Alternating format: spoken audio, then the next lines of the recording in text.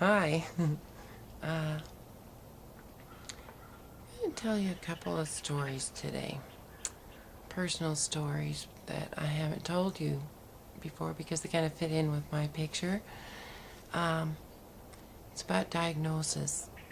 You know, I'm a lover of longitudinal studies. Well, this has been going on for me for not going on, but been looking at this diagnosis thought for about 25 years or more plus. Uh, okay, I'm going to get right to it. I'm going to take three separate stories that I have personal experience with. 25 years ago, maybe 24, my youngest daughter was born. She was premature. She was born at 24 weeks, and she weighed about 2 pounds, but that went down to about 1 pound 10 ounces. She was tiny, teeny tiny. Well, she was in the intensive care nursery for about 3 months, about the same time that she would have been in utero. And when I left the hospital, they gave me a prognosis. Diagnosis was premature birth. Okay, she was on oxygen, and she was a little fighter, so that was a really good a blessing. Got me to hit my knees for the first time back then. Anyway, that's beside the point. So they sent me home telling me that I needed to see this specialist who wasn't covered on her insurance, and it would be, I think it was $100 a day. They recommended five times a week. Well, I didn't do it. I just worked with her, and they told me, this is the part of the story, I'm going to try and really hurt this long.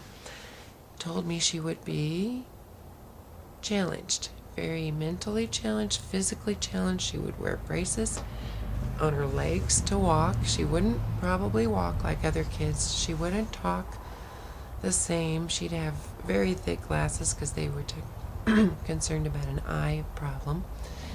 Oh my gosh, the list was long, and I looked at my doctor, the neonatologist, and I said, I hope you don't tell all parents with premature babies this, because some of them are going to believe you.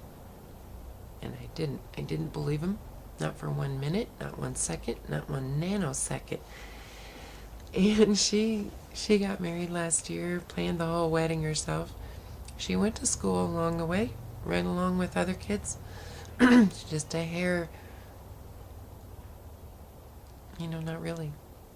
Anyway, it's one very quick example of, diagnosis. When they give it to us, they give us a prognosis after that. Something that they have shown through other people is going to happen to you. I'm just saying, you don't have to believe it.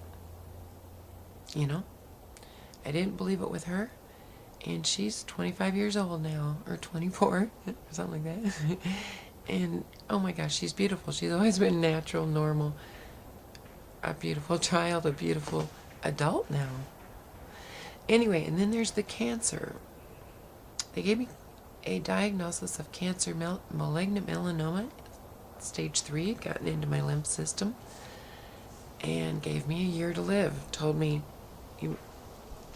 what we can tell you to do is chemotherapy for a year. You're not going to live that long. I chose not to be sick the whole time on their stupid whatevers, and looked into what it is that's in chemotherapy that I could do on my own, which is wheatgrass. It gives you the same thing. Juicing wheatgrass every day. Yum. You acquire a taste for it. It's really pretty good. But yeah, they gave me all kinds of prognosis with this cancer of what that was going to look like for me. And I could have believed him at the time, That was in 2004. It was 2006 that I had a brain aneurysm in a coma for 17 days. And boy, the prognosis on that one was really, really bad. Yeah, they told my family that I wasn't going to be a vegetable, basically. They gave away my home and my car, and it's okay because it took me a couple months to get rolling again. But I didn't believe them. And I just telling you right now, we have that choice. We don't have to believe the prognosis that goes along with a diagnosis. It is your choice. You can say, hey, I think I'm going to research that a little. Well, it's very, this stuff spreads like wildfire. You better get into surgery and get there now. Well, okay. I did that. 2 or 3 days in surgery. Well, whew, happens real fast, guys. You don't even want to seek the cancer diagnosis because they get you by the balls and they get you quick.